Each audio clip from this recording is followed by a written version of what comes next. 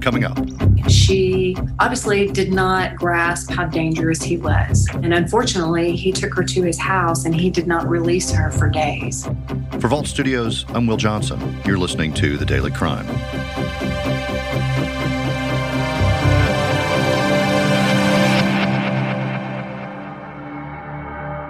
Fort Worth police say 26-year-old Marissa Grimes met a man in January at a party. That man allegedly took Grimes to his house and held her against her will for days before she escaped.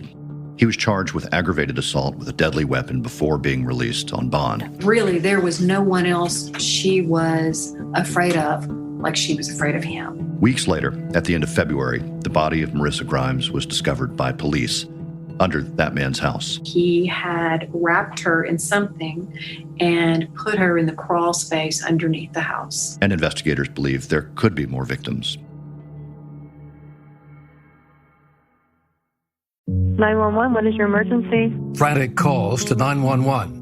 Crime scenes and lives violently ended. Police officers arrived to find that she had been stabbed well over 20 times. Secrets and lies, and the search for suspects. Your wife, she's being arrested and charged with murder. Trials and verdicts. The defendant is guilty of first-degree murder. I'm Brian Ross. Join me for Killer Cases, a new podcast from Vault Studios and the Law and Crime Network. I'm joined by Malini Basu at WFAA in Dallas, Texas. Malini, thanks for being here with us. We appreciate it. Thanks, Will. Glad to be here on this unfortunate story. Yeah, let's talk about what happened to Marissa Grimes. It's just, it's really shocking and awful to think that she ran into this suspect a month before she was killed. But let's go back to January and tell us about what happened. She met this man in a bar, right? So sometime in the early days of January, Marissa Grimes goes to a party and she meets this guy. He seems like he's kind of cool, doesn't get any type of a bad vibe off of him. Valerian Osteen. So the two of them talk at the party. They hit it off. And they're like, hey, you want to go out? So they go out. They end up going somewhere. And then she somehow ends up back at his house in Fort Worth. And so, and just to give our listeners a bit of background, she is a 26-year-old mother of two, right? Yes, she has two boys, and she's so dedicated to her family. I mean, all she ever wanted was to be that perfect mother to her children, to make sure they have food on the table, to make sure they get a proper education. She was that girl that would sit there and watch TV and cry if there was a sad scene. She never, ever saw anything bad in life. She just wanted to be that positive person, never saw bad in anyone. That's just the way she was. Her dad describes her as, she was my, what was the way he said it? It was like my perfect child, because she's the girl that would never argue. She was the peacemaker. So when all of this happened, none of this made sense to them. So she meets this guy. He's 24, a few years younger than she is, 24 years old. They go back to where he lives. What do we know about what happened next? For whatever reason, so this was, so again, the early days of January, she goes to his house. And so when I spoke to the family attorney and his sister, they tell me, hey, she wants to leave and she can't leave. It's like he's holding her against her will. This is according to family members. And so she somehow manages to send like this cryptic text message to her dad. I don't know what that exact message said, but it's a cryptic message. So she somehow tells her dad, look, I need help. So the dad and the mom get in the car and they drive around this area looking for their daughter, looking for a car. Nothing. And then eventually there is a text message that goes through saying, hey, meet me here. So dad is like, look, I'm going to handle this on my own. And he has a gun with him just in case something goes wrong. But the mom's like, look, let's just call the police. Let's call the police. So they end up getting to where the daughter is. Literally just moments later, you see a police officer pull up and you see Marissa in the passenger seat. And she runs out of the car without saying anything. And she just runs to her parents. And then at that point, that's when police arrested Valerian Osteen. And he's just been charged at that point with aggravated assault. He was in jail for a few days, and then he was out on bond.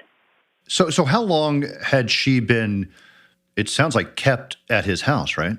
Yeah, so it was, I would say it was a couple of days, because I think it was January 9th, if I'm not mistaken, is when those charges were filed. So she was held there for a few days. It's this house right off of Locke Avenue in Fort Worth, where neighbors would tell us when we spoke to them that there was just something strange about the man. They didn't know what it was. They couldn't pinpoint it.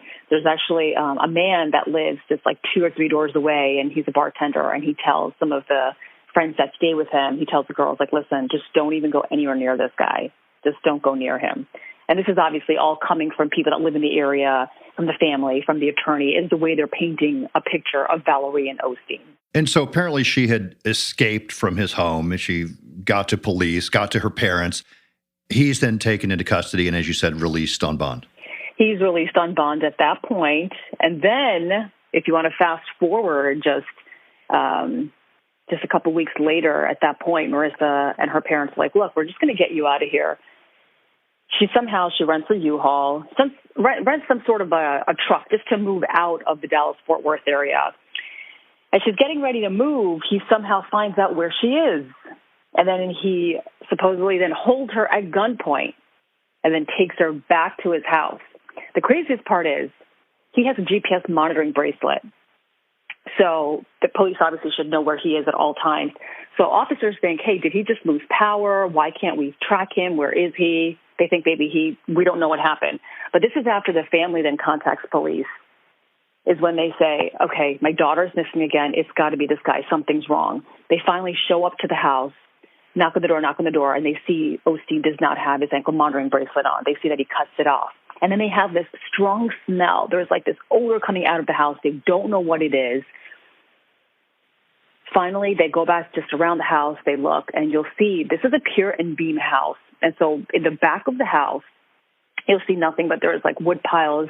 Right as soon as you step out on the deck area, there's like wood piles. So officers are thinking that he dug a hole and he somehow stuffed her body right in the back where there's this closet in his room under this pier and beam house. And she's been there, they believe, for a couple of days. I mean, just an awful story, just talking about this and hearing what neighbors had to say, living next to this person. I mean, it's devastating. This mother of 2 with 2 children. I mean, can you just imagine what this family is going through?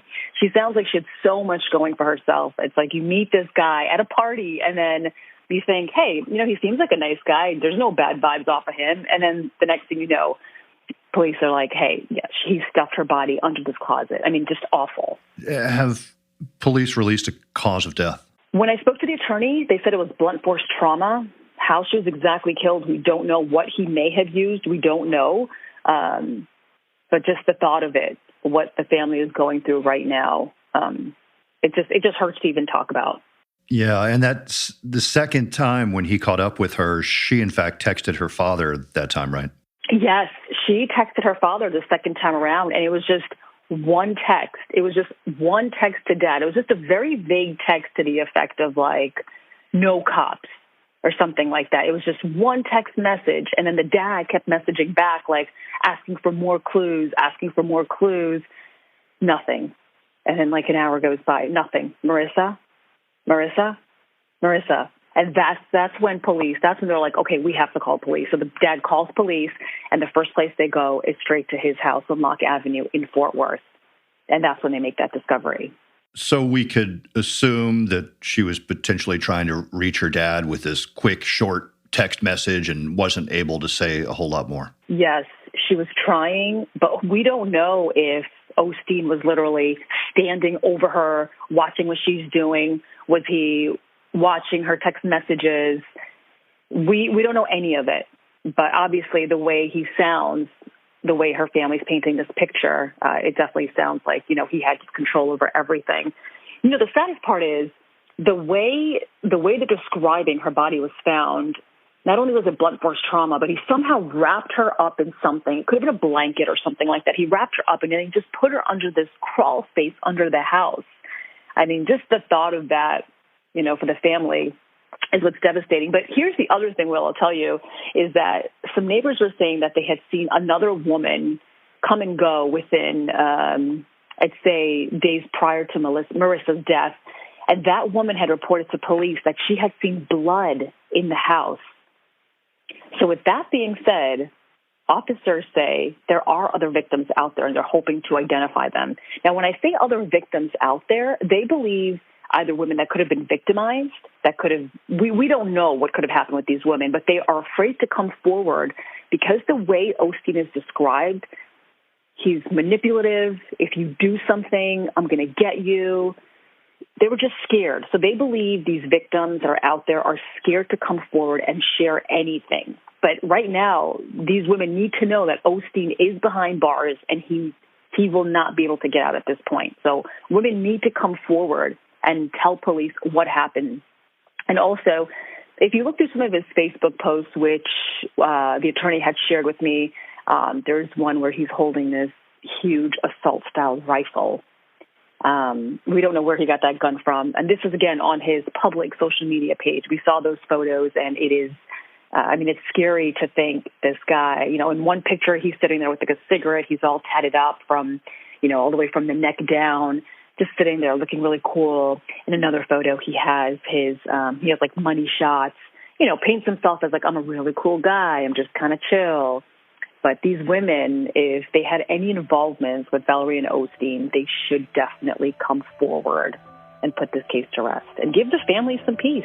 I would encourage anyone that has been a victim at the hands of this defendant to contact the police department.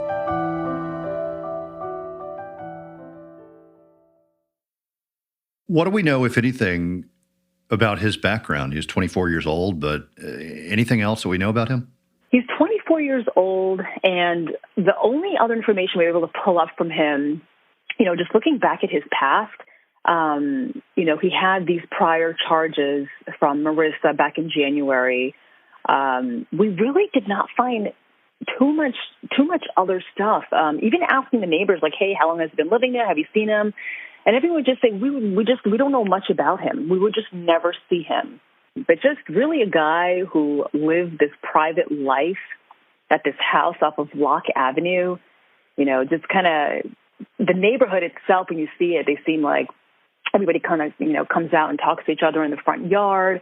And, when we pulled up, it was like, oh boy, detectives are here again. Like, okay, this is our neighborhood. Like we're scared about what happened. We don't even know. It's like that saying goes, right? Like you never know who's living right next door to you. It's like in a horror movie. That's the way everyone describes it. There aren't really any kind of words that you can say to anyone about any of that kind of stuff. It's one of those situations where you think it doesn't happen to you, and then there it is down the street. Malini, this is one of those cases where you can't help but wonder. I mean, he was behind bars. Police had him. He was released on bond. I'm almost surprised he was released on bond, but that was the decision of the court. Yeah, and that's the saddest part about it. The family is just like, why? Why was he released? Obviously, I mean, he's been, he was, so this was going back to January 10th is when he had that aggravated assault charge with a deadly weapon and also the domestic violence charge, and this was against Marissa. And why was he let out? I mean, it's a he said, she said story, but at the same time, I mean, there's still a lot of details that authorities cannot release at this point because there's an active investigation, and the goal is to keep him in jail. But as of right now, I mean, there's a $500,000 bond. The bond is set so high that there's no way he can be released. And the family, there's a long way to go. I mean, with the attorneys involved and just why? Like, it just doesn't make sense. I mean, if you see what happened. I mean, the woman was calling for help, and they're saying, listen, they didn't take it seriously. Someone dropped the ball here. Malini Basu at WFAA in Dallas. Thanks so much for talking to us. Thank you for having me. Thanks for listening to The Daily Crime. Be sure to check out our weekly show, True Crime Chronicles, available wherever you listen to podcasts. For Vault Studios, I'm Will Johnson.